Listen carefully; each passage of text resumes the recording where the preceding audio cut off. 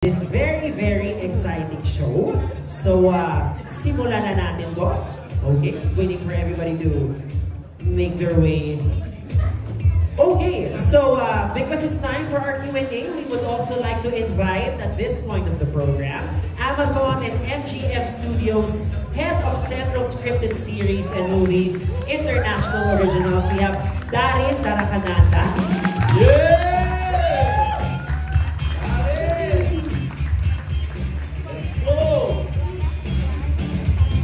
Yes, and we also have our show producer, Miss Madonna Tarayo. And we have LOL Philippines director, Direct Brandon Lopez.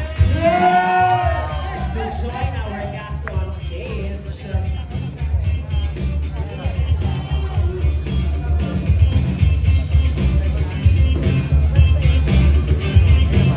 Okay, there you go. So, this is a closer look at the team behind Last One Laughing. Okay, so for our Q&A, anybody can chime in if you want to answer it. Go agad. Baklaan lang tayo dito, kwentuhan lang. Okay, so the first question, anybody from the cast or our showrunners can answer. Wasn't it hard not to laugh? Especially when you're detained in a room filled with the best of Philippine comedy. So, hindi ba ganun kahirap with the best of the best? Gano'n kahirap hindi matawa? Who wants to start us off? Si Empoy daw yung sabihin. O, di nagsalita kanina yan. Si Empoy na. Ay, pinaka-quiet. Bilang best in Philippine yan. Nagandaan niya. Umarap ka na ba yun? Nagpalit ako kanina. Well thought of. Pero nagpalit ulit ako. Ganda ng concept. Yeah, so gaano kahirap hindi matawa with this amazing group of comedians in the show? Well, it's very difficult to be... Yeah? Medyo mahirap talaga para sa amin lahat. Kasi titigan mo pa lang yung mga pagmumukha nila. Yung kami lahat sa loob ng bahay, yung talagang minanatili namin doon. Mahirap talaga para sa amin. At ano ulit yun? Nagkahagahang. So ganun siya kahirap na meron pa sigurong PTSD from the experience. Anybody else want to answer the question? How hard was it? Nakaka-intimidate ba at first? It's very hard. It's very hard. English. Yes. Like, Bakit pag-English tinuturo mo kami ni Kim? Parang, go Kim, go. Hindi kasi ako, sinabi English nga? No, because earlier at the Pocket Press Con. What?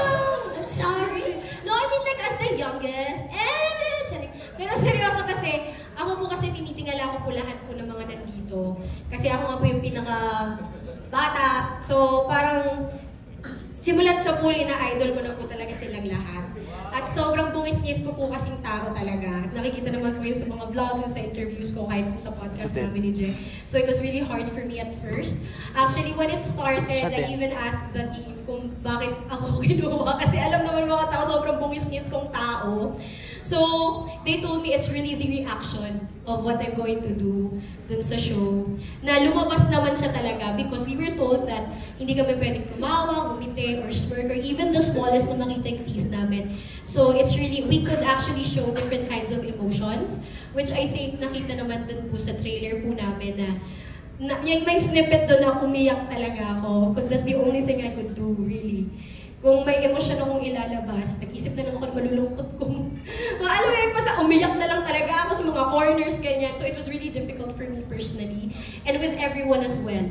So yeah, that's it. Thank you. Yes. Thank you, candidate number 5. Yeah, we saw that trailer kanina, so I guess this one is for Meme. Sa trailer, ang daming clips na tawang-tawa ka. So, ano yung pakiramdam na ikaw na yung pwedeng tumawa hanggang sila ay talagang game face? I enjoyed my privilege. Oo, kasi nakakatawa talaga. Kasi ang sarap kasi ako lang yung may pagkakataon, yung may karapatang i-enjoy yung ginagawa nila. Silang lahat, ang saya-saya dun sa loob ng bahay pero wala silang karapatang i-enjoy, ingiti, o i-appreciate yung ginagawang comedy ng bawat isa. So ako, 6 na oras akong nanonood ng free show. So tawa lang ako ng tawa. So sila, kaya sabi, ang hirap nun para sa kanila, di ba? Kasi, di ba, lahat tayo gusto nating i-enjoy yung nakakatawa eh. Ang sarap nun sa pakiramdam. Pero yung pinipigil mo yun, napakahirap nun. Ang dami tumatakbo sa mga utak nila. Eh ako, wala, nakaupo lang ako nun, pindot lang ako ng pindot, utos lang ako ng utos. So pinakamasarap talaga yung buhay ko. 6 na oras silang nagpapatawa, tapos nanonood lang ako ng libre. Okay. Negi, sobra ka doon kanina nung sinabi ni Meme na talagang hirap na hirap kayo. But share with us that experience. Oo, sobra talaga kasi parang kagaya namin, like ako, galing ako sa comedy bar. So, yung masaya yung hindi masaya. Galing ako tayo sa comedy bar. Sa hirap. Sa exam. Like ako, galing ako sa hirap.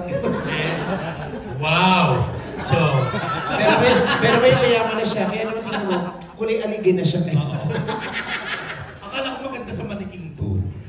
Parang Mahirap kasi talaga kasi makita mo, sabi nga ni Empoy kanina, makita pa lang yung itsura like si Ate Peachy, yung wala pang ginagawa. Ate mo ko. Si Nanay Peachy, then si Peachy. Sinasure ko na kung bata ka. Ang bata pa. Hindi siya kasi yung parang kahit wala pang ginagawa, talagang tatawa ka na. Tapos ang hirap magpigil.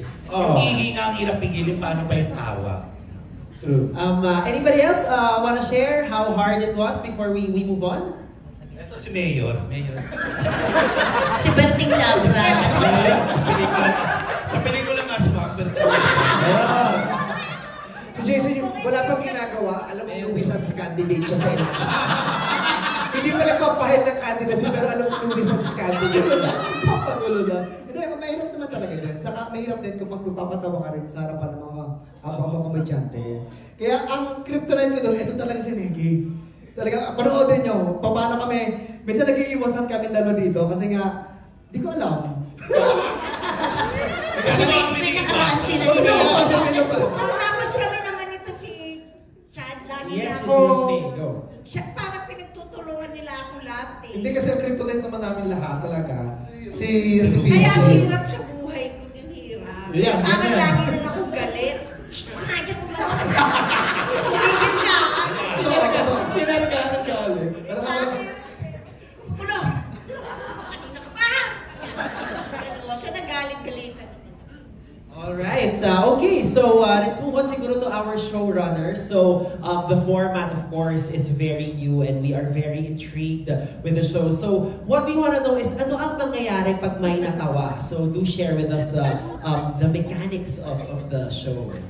And, similar to the international franchise, kapag tumawa sila, may, hindi man eliminated ka agad, may warning. So may yellow card sila. Pero as simple as smiling or konting lift lang ng lips niya, smirk, counted yun kaagad as smile. And then, kapag ulitin nila yun, mapapatawan sila ng red card, automatically eliminated from the show, from the contest.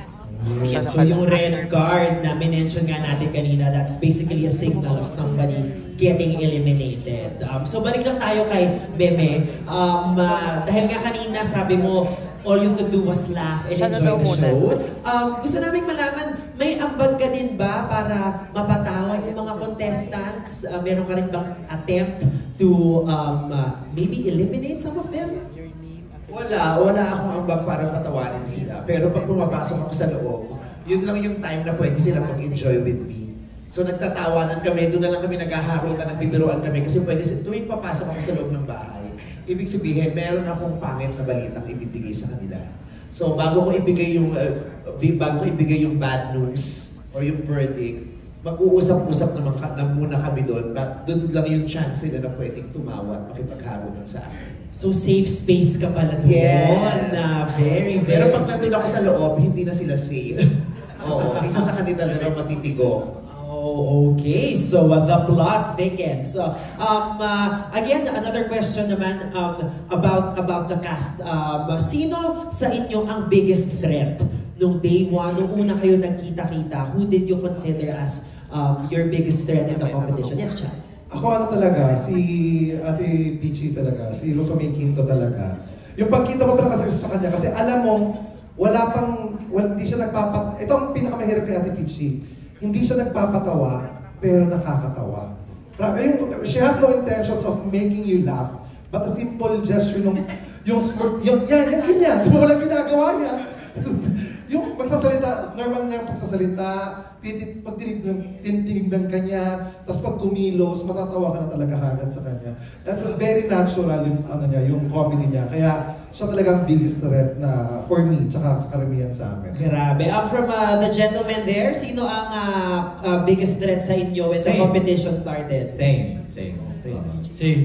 Ano Siyang siya? malaking joke. Yes, joke personified. Si Peachy. So I guess gusto natin malaman, sino ang biggest threat para sa biggest threat ng competition? Hindi, ako silang lahat din naman kasi... Puso si showbiz!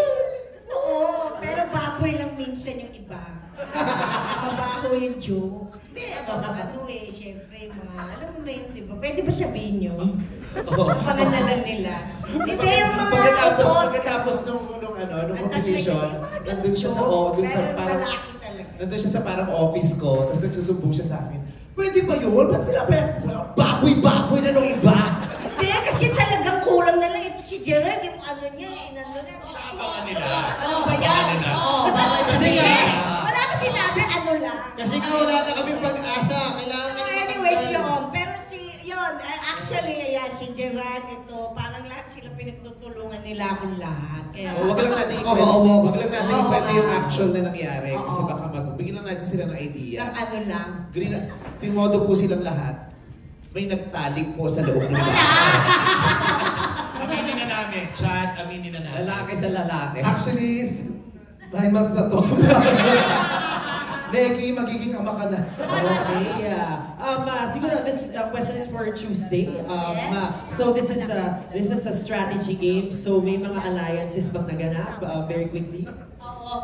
Pagpasok ko kasi para lang sa awareness ng press, wala po kaming kaalam-alam kung sinong makakalaban namin. So yun yung, ang sabi lang 10.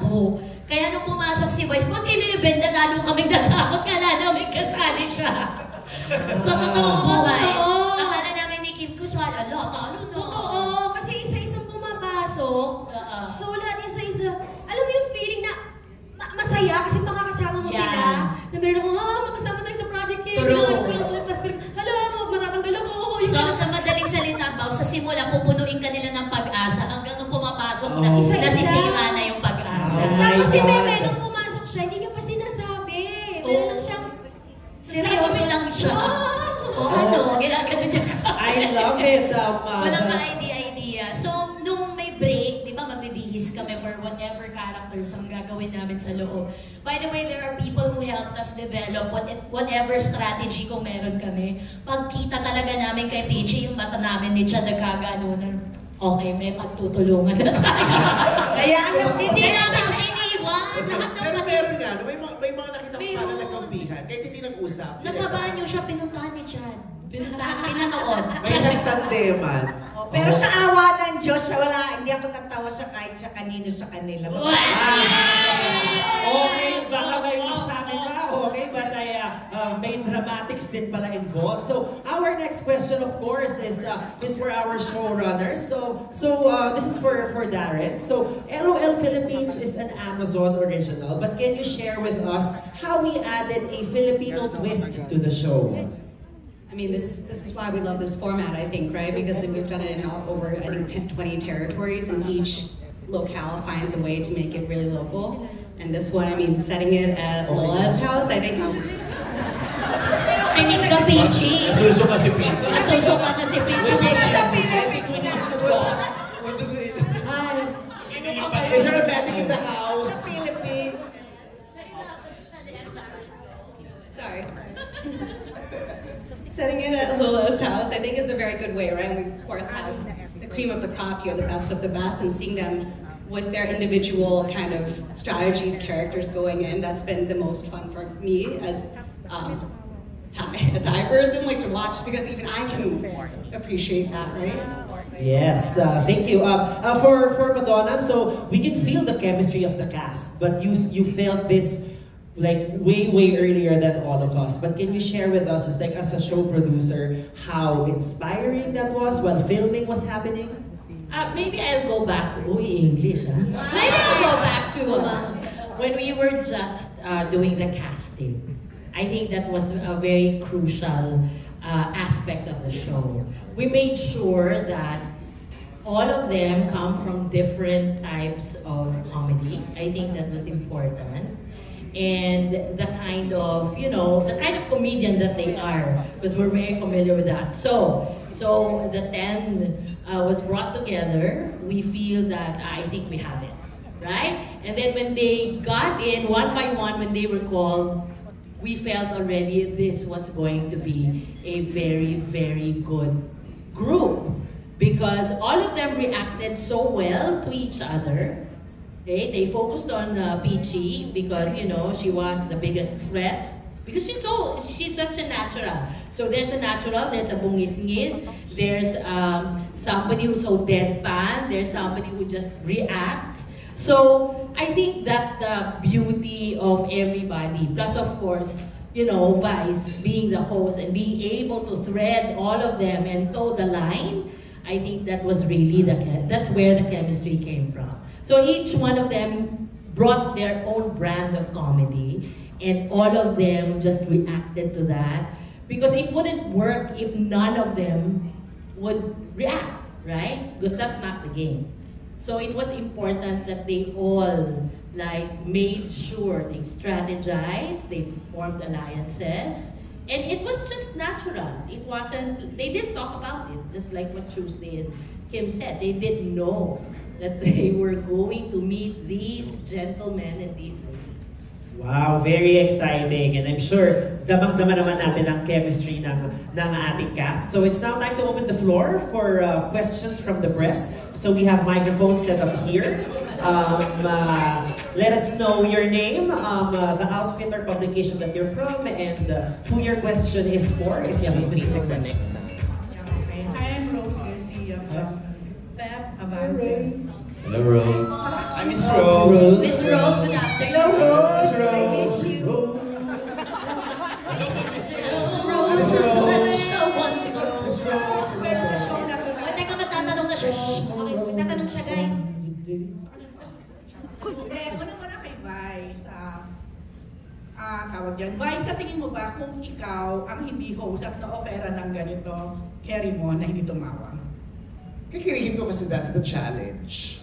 Pag pumasok ka doon, kailangan talagang wala kang magagawa kung hindi gawin yung challenge. Kasi sayang din mo 1 milyon. Lahat naman kami rito mga pera. So hindi kami lahat. Pag inibitahan kami, sasali talaga kami. Sasali kami at gagawin ko lahat para hindi tumawa talaga. 1 million yun. So, carry naman pala.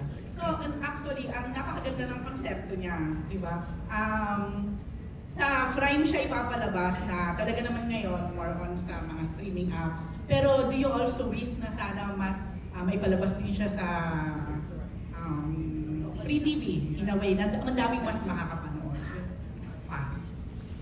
For now, we are very happy na i-air kami sa Prime, and we are very happy and thankful to Prime na binuo nila itong programang ito para sa amin at para sa mga manonood na Pilipino, pati na rin sa mga maaaring makapanood dito maliban sa mga Pilipino. We are very glad, we are very grateful to Prime. Kung may lalabas man ito sa ibang platform, di bonus siya. So, Vice, kumbaga yung comedy, parang hindi siya nawawala, definitely. Would you say mas na-elevate pa dito sa Last One Laughing na? Itong Last One Laughing, masaya akong mapapanood do kasi dito nyo makikita na iba-iba talaga ang pamamaraan ng komedya. Iba-iba ang brands. At maaari kayong mamili kung anong brand ng comedy ang pasok sa inyo, ang maaari nyo ma-appreciate, ang kaya nyo lunukin at hindi. Kasi, di ba, sa Pilipinas dahil madaming conservatives, emerald, maraming iba-iba ang parang dosage natin, di ba? Yung kaya lang nating tanggapin. Pero ito kasi, inclusive siya para sa lahat ng tao na may iba't ibang taste ng comedy.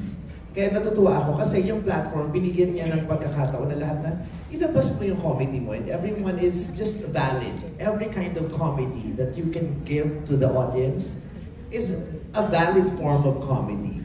Kasi diba sa Pilipinas, parang hindi ko alam kung ano yung standard na gusto nyo na, kung ano ba yung pinaniniwalaan nyo. Kasi diba, mayroon iba't iba yung klase ng tao. At sa dami ng tao, sa dami ng iba't ibang paniniwala ng mga tao, ini-invalidate natin yung hindi natin taste. yung porket hindi swak sa'yo, feeling mo, hindi siya tama. Porket hindi swak sa panlasa mo, mali siya. Dito sa plataforma ng Prime at sa uri ng palabas na meron kami, ipapakita namin sa inyo iba't ibang uri ng komedya at nasa sa inyo kung anong brand doon ang gusto ninyong i-avail. Nung in-offer sa'yo to, ano yung naging reaction mo? I was so surprised and kinilig ako. Sobra akong happy na ako yung napiling host. Sobra akong na proud and I was so honored na, di ba, to be given the chance to host this program na ang mga contestants lahat ng ilan sa mga pinakamahusay sa comedy sa Pilipinas. Nakaka-proud. Yes. Na-proud ako ng gusto. Yes. Sabi ko nga, yes. Sabi ko nga, kung hindi ako yung kinuhang host nung programa o hindi ako napasama dito sa programang to, kung host man o contestant, tapos mapapanood ko o makikita ko yung programa, questionin ko yung sarili ko. Ano yung bakit wala ako dyan? And I will feel sad. It's an honor to be part of the first season of LOL. Kasi hindi ko naman alam kung, di ba, kung may second pa o kung sino yung ano. Pero at least sa first season, isa ako sa mga napili na mapasama dito sa programa. Last na lang, yung sa kanilang lahat, yung pinaka-natatawa ka, tawa ka ng tawa, habang pinapanood mo sila. Habang pinapanood dito sa program or sa kabuuan? Kabuuan. Habang di ba nandun ka, napapanood mo sila, nagkapatawa. Okay.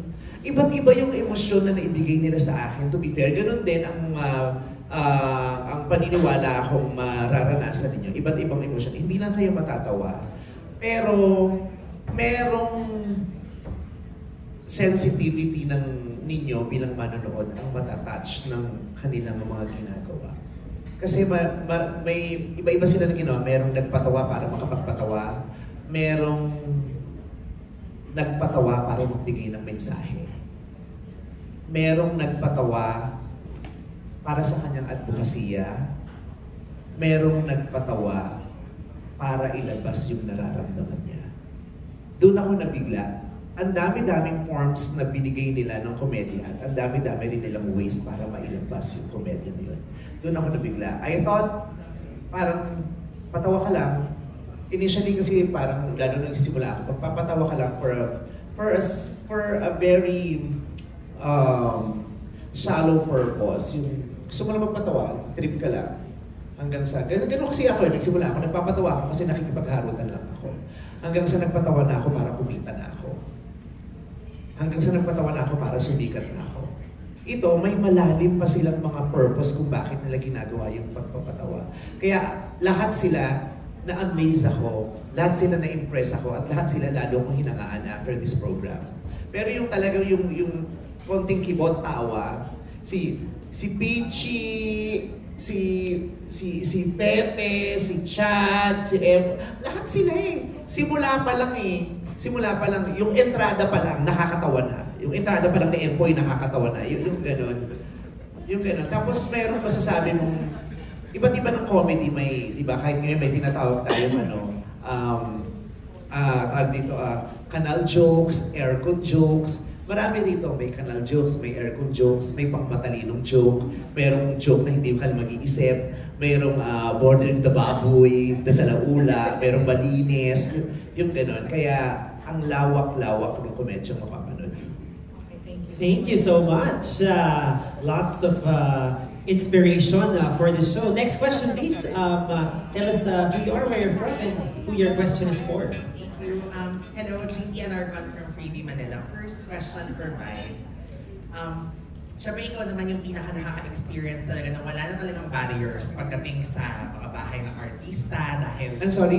Wala nang barriers sa kung saan affiliated ng artista kasi nasa GMA and ABS ka din.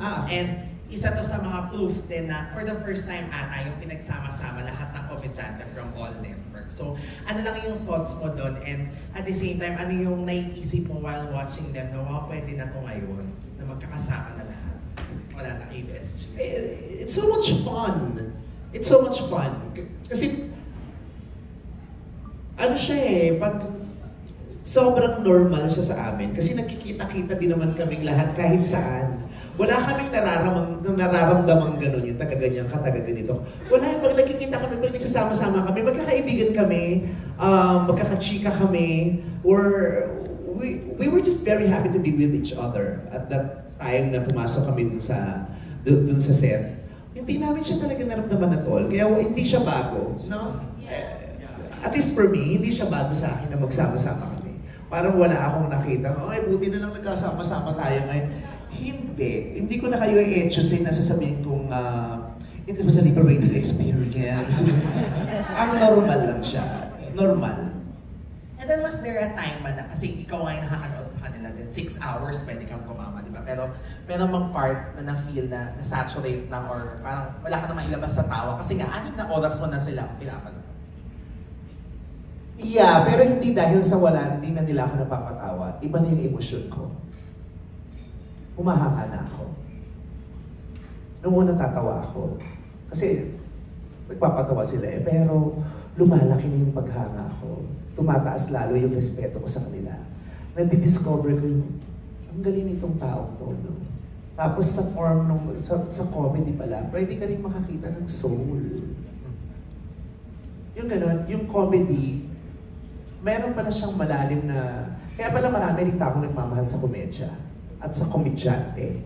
Kasi hindi lang pinapangiti ang mga mukha nila.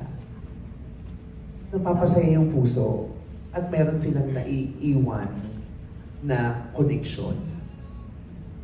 Yung comedy ginagawa pala ng mga artist, minsan pag nakakonect siya sa puso ng tao, iba yung epekto niya. Hindi siya panandali ang tawa lang.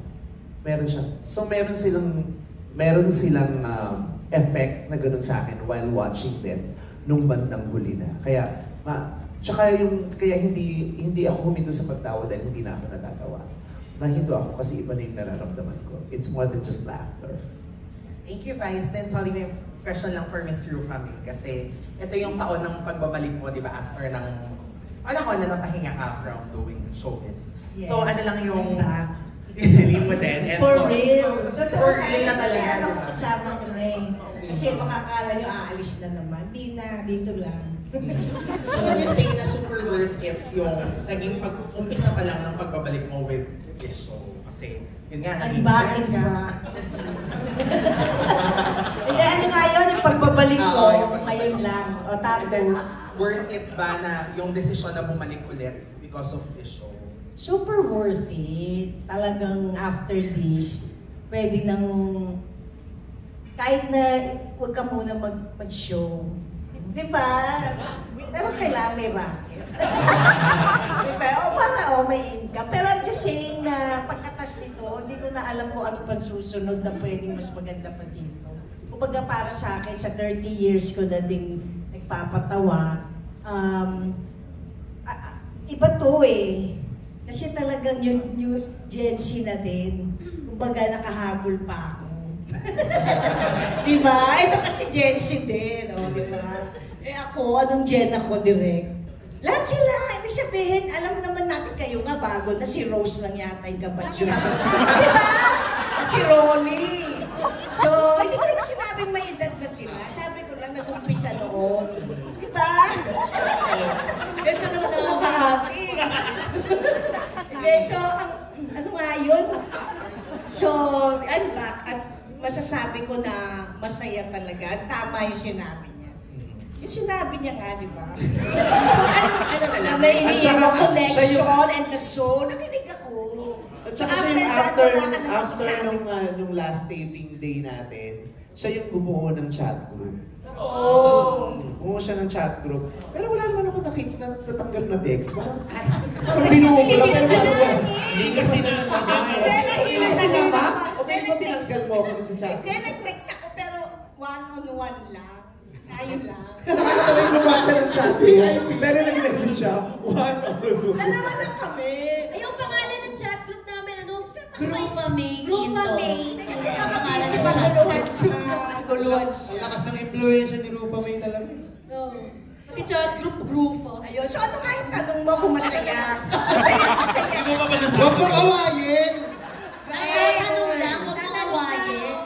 Kasi reaction mo na lang din nung na-offer siya sa'yo kasi nga bilang kasama to sa mga project na Yun, ginawa mo. syempre, actually kasi second ko na sa kay Direk. Yung una natin sa Unitel Prime Video sa Thailand ginawa. So, ngayon, yung pangalawa siya, umpisa pa lang sobrang excited na ako. Tapos yung pangalawa, syempre mas na-excite ako. Pero, sakto lang. Na-excite ako. Tapos sabihin. Kaya lang hindi ko alam kung sinong mga kasama. So parang, ang hirap naman na itodo ko na yung kaligayahan. Pero nung nalaman ko nga na ito, parang, kaya tingnan mo, wala mo na akong ginagawa. Ito lang ulit this year. Kasi inabangan ko talaga na ito muna. Pagka ito lang, sulit na. Kasi after ng Kailangan show, nakaipon din siya. Kasi 2.5 per second. Pwede pa nga po. 10 shooting days. So yun, commercial lang, tapos ito. Pero sabi ko, antayin ko muna to kasi maganda to. Kasi ngayon, after this, dito na. Tuloy-tuloy na kasi na-excite ako ulit sa comedy ko. Dahil yun nga, the new generation, before and after. So, before and after, so now. Todo na now. Thank you so much po and congratulations sa lahat. Thank you. Namiss ko. Ang saya-saya naman ng Pag ko na si Sunny, ayan kabatch ko yan. discussion. Film. So, siya yung nagpipicture 30 years ago. Ang next Pero yan CD. Ewan ko, ano CD? Pirate End.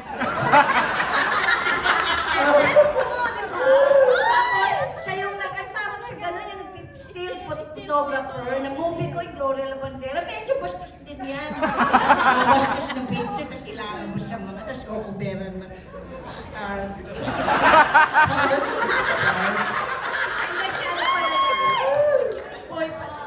Alam nyo na, hirap namin, guys. Yan yun, guys. That's the biggest threat. Yes, next question, please. Hello po, I'm Tess from GMA po. So my first question is for Vice po. So ano po yung kakaibang makikita sa hosting style niyo po dito sa LOL Beach? Wala. Medyo sino pa ba kayo? Is Outfits. normal. Mabarda. Ano ba? Hindi. Yung, kasi ano dito parang leader ng sindikato.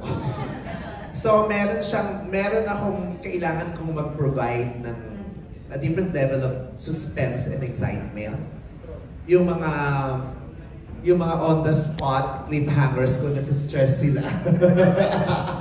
Kasi pag pumasok kami sa loob ng bahay, wala na yung labasan. So, hindi kami mabibrief. So, pag tumunog lang yung mga ilaw, tapos kailangan magbigay ng verdict, ako na bahala doon. Wala siyang script. Walang script na briefing lang siya sa simula bago kami pumasok. So, kailangan maunawaan mo kung anong mga obligasyon at dapat niyong gawin sa loob. Tapos pag nasa loob na kami, wala na siyang script. So, wala silang script na sinunod. Ako din, as the host, wala akong script. Kaya hindi rin nila alam kung paano ko ibibigay yung mga verdicts. Kasi pag pinaglalaroan ko yung hindi nila nababasa, kaya nasa-stress sila. Yun din, it was extra challenging for me, but I enjoyed it a lot. Kasi iba siya. Kailangan ko mag-provide ng certain nervyos dun sa mga contestants. Sa noon time show at saka sa Everybody Sing, hindi ko pinapanervyos naman yung the whole time, enjoy, fun lang. And as much as possible, light lang dapat. Pero dito, mas suspenseful, mas maganda. Then lastly na lang po, for Vice and anyone in the cast may answer. Sa panahon po ngayon, in general po ito, ano po sa tingin niyo yung challenge pagdating sa pagpapatawa or sa paggawa ng comedy? Sa panahon ngayon? Daming challenge. True. Actually, ngayon yung pinaka-challenging time para sa mga comedians magpatawa. Especially kung, sabi ni Meme Vice, iba-iba yung brand ng comedy. Parang yung audience ngayon, maisita sa bawat brand. Merong hindi yan. So instead... wala nang natira. Wala nang natira. Kasi lahat yan, hindi pwede yan, hindi ganito. Tapos wala nang gustong matira. Correct. So hindi mo na alam kung may napiplease pa ba tayo? Kasi or hinihintay nyo na lang may masita kayo. Parang ganun yung pakiramdam namin. Although I'm not saying in general na ang hirap nyo nang i-please or ang hirap na natin palang i-please sa comedy ngayon. It's just that more people are opinionated right now. And to each is its own. So maybe, tama si Meme Vice eh, what's funny for me might not be funny for you. So iba-iba yung target audience natin. Ang hirap lang pag na-generalize na bad comedy. So I mean, pag nafi-filter, may napanood akong stand-up comedian na gusto ko lang i-share na sinabi niya is, actually, ang mas pinaka-nakakatawang comedy is when you're talking about truth. Pag pinag-usapan natin ng utot ngayon, nakakatawa kasi totoo yung utot. Pero pag hindi totoo yung pinag-uusapan natin, hindi siya nakakatawa. It's make-believe. So, siguro may nasasaring lang sa atin.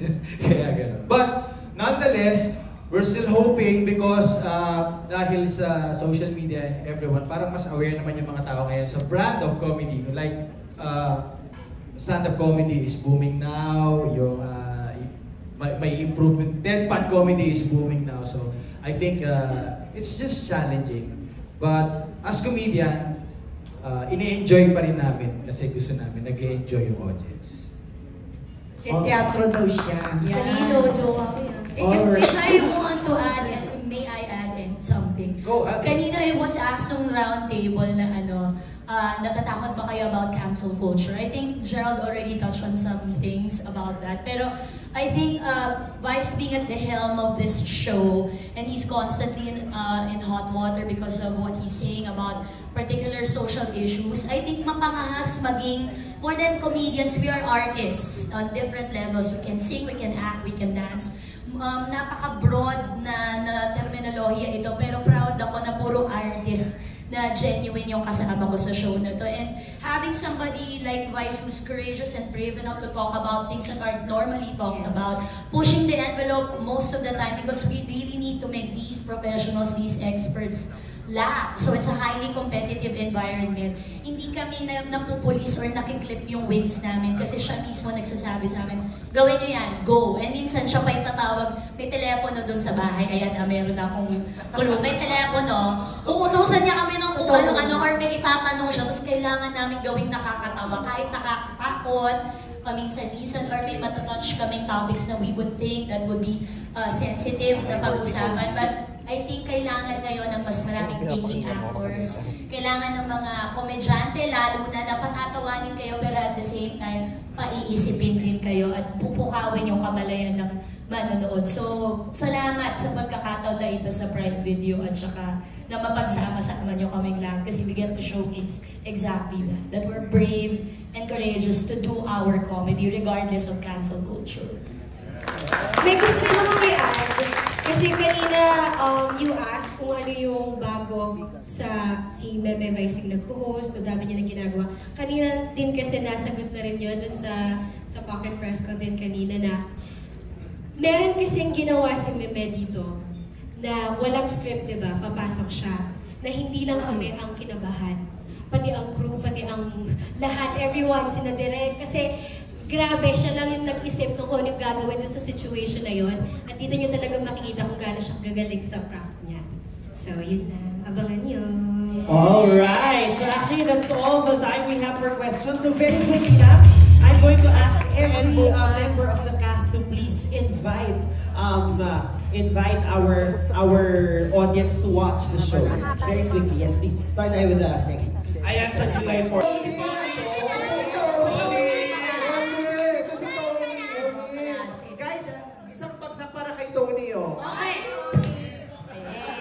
Diba, Nick, isang bagsak para kay Tony, sabi Nick. Dalawa? Bilis ka usap. Well, actually, this goes for the showrunners. Kasi hindi pa yata natakal, but I'd like to ask on the complexity of the production. Maybe you can share Irek and the rest of the showrunners. Complexity. Kailangan may interpreter tayo sa reflection. Hindi nyo kasi sinali sa Yun, siguro on the production side, kasi this must be a huge na production given, di ba, yung top 10 comedians, and of course, si Meme being the dean of the comedy in the Philippines, kung may ganun man. So for the showrunners, how big the production is, budget, yung overall production, you can share with us. Budget! Well, din sa setup lang, production logistics-wise, we had 26 cameras to cover para ma-capture yung smile ngayon. There's a total of 300 crew who worked on this project para mabuo siya. And to be fair nga, ako pinadala ko ng Prime Video to Mexico para panoorin yung LOL Mexico. And I'm very proud of LOL Philippines kasi kung hindi man natin napantayan, ako super proud ako sa brand of comedy that we have. Paglaban natin siya across 23 territories na may LOL. So, seryosong inaral ko sila inaral ko yung ibang territories and it's very different when it comes to Philippine comedy. So, yun sa technical mo. Inaral niya ang mga territories. Yes! So, kanino talaga ang West Philippines? Diba, sabi ko sa inyo. This is what do you call this? A fact. Si Vice na ang host na from LGBTQ. Wow! Yeah, so we'll have our other showrunners answer the same question. So how was the whole production undertaking like for this show? So ang hatian namin, because we're co-showrunners, so Dolph really took care of the technical and creative, but the cast and everything else, I am his backup dancer. So I think the most challenging for us is putting together the cast, because you have to consider so many comedians. I mean, we didn't have any other option but to get Vice as the host. Siya talaga. Wala talagang iba, si Vice talaga. Now, of course, the 10 contestants, we really needed to look at each and every one to make sure na iba-iba sila. To represent all kinds of comedy, to represent all brands of comedy. Because that was very important, katulad na sabi ni Vice, iba-iba naman talaga ang take ng comedy sa ating mga Pilipino. Merong physical, merong salita lang, merong expression, pero importante sa amin na mabuo yung cast na talagang magkakaroon ng chemistry because that is where the comedy will come from, right? Otherwise, dapa kung hindi mag-gel yung 10. So I think that was very, very crucial. And of course, dealing with each one of them. Kasi iba-iba sila eh. So, and then making sure, putting together the brief, putting together, and I think it was hard for us to decide, is this kind of comedy possible? Kasi syempre, not everything can be shown, right? So, importante yung decision factor. Ito ba pwede? Ito ba hindi pwede? Ito ba bastos? Ito ba baboy? Ito ba tatanggapin? Ito ba hindi? So, it was really such a complex in terms of putting together the creative.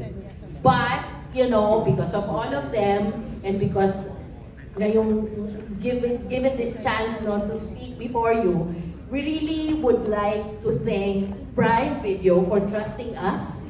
It's not a very easy endeavor. We actually built, ground up everything, The technical was really ground up. So, months of planning, and I think yun yung value ng months of pre-prod, na ginawa namin, and then we came to the actual production. We were given so much support by Prime and so much leeway also, so that the comedy that we wanted as Filipinos lumalabas. So I think that's a big deal for us. So we'd like to thank Prime for that. We'd like to thank our contestants, and of course, we'd like to thank Vice. Because without them, then LOL would not be here for the Philippines. Dagdag ko din pala. Seryoso nung hindi nila kilala. So ang ginagawa namin, we had to use code names. So bawal kami madulas. Kasi the moment, kunwari, binibrief ko si Tuesday, tapos masabi ko na andun si Rufa, mawawala yung suspense. So even sa pagpasok ng shooting day, nakatalokbong sila lahat. Hiwa-hiwalay ng assignment doon siya sa studio, ganito, sa ganyan. It was really a village who worked for this. Kaya very genuine yung reaction nila kapag pumapasok. Sino to? And even Vice. Ilan ang briefing na ginawa ko separately. Yun ang pinagdadasal ko lagi bago pumasok sa Zoom, sa personal. Sana hindi ako madulas, sana hindi ko masabi na si Vice ang host, sana hindi ko masabi yung ibang. Yun lagi, kasi we wanted to keep the confidentiality kasi yun yung surprise kung sino ang against up to kung comedian na yun. Yun. Great. This question is for Darren, so kind of a follow-up question to what we just had. How was it like seeing, the Filipino edition of this global franchise just like come to life? We want to hear that. Well, I'm not allowed to say that the Filipino version is my favorite because I wouldn't be allowed back in Taiwan. But and I do have to say, thank you so much to Randolph Madonna. You guys have been such amazing partners to our teams. I know you guys work so hard with not only just with all the technical issues, but working with our team, like with Quark and Micah and JP. You guys were absolutely a dream team. I mean, I remembered when Quark and our other colleague Liz flew down here for their first meeting with Vice, and I could tell this was the chemistry was going to be phenomenal. So thank you guys for being so amazing. Prime Video is so honored to have you guys and to be setting history here with Vice as our host. So thank you so much. Yes! And on that note, let's hear from each member of the cast. Imbitahan po natin ang ating audience to... Game na ito. Sure na to.